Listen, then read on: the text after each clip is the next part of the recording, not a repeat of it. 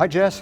Hi, how are Hey. you? Oh, I'm good. I'm excited because I love maps, and you've got a map here that I'm not familiar with. Well, this is the only map actually of Sellersville. When was Sellersville like this? It was like this. This is 1900, so that's a brief snapshot right when the circus was at its peak. It was one of the very first integrated areas in Columbus, so you had blacks, whites, as well as working class and middle class all living together.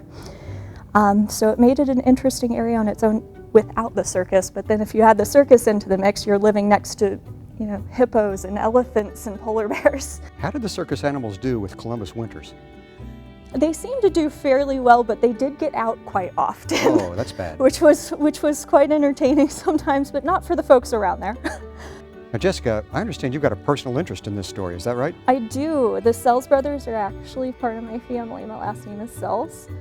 They are my second cousins 5 times removed. So when you grew up, your family was telling stories about the circus? Oh yes, my father used to tell me all kinds of stories about the circus, and it's actually one of the very first things that got me interested in history to begin with. Do you remember one of the stories by any chance?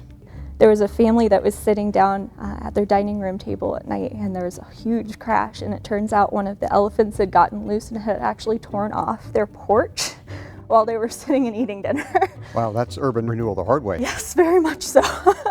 One gentleman, Howard Griffith, said that he went around a corner once and saw 5 polar bears on the loose, and so ran all the way back home and did not go to work that day.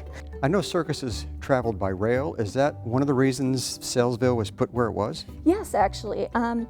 Sellersville was one of the very first circuses that converted to completely railway, and it was in 1878. Well, that's a fascinating chapter of Columbus's history that's not many people know about. No, not very many. Thanks for sharing the map with us. Well, thank you for listening.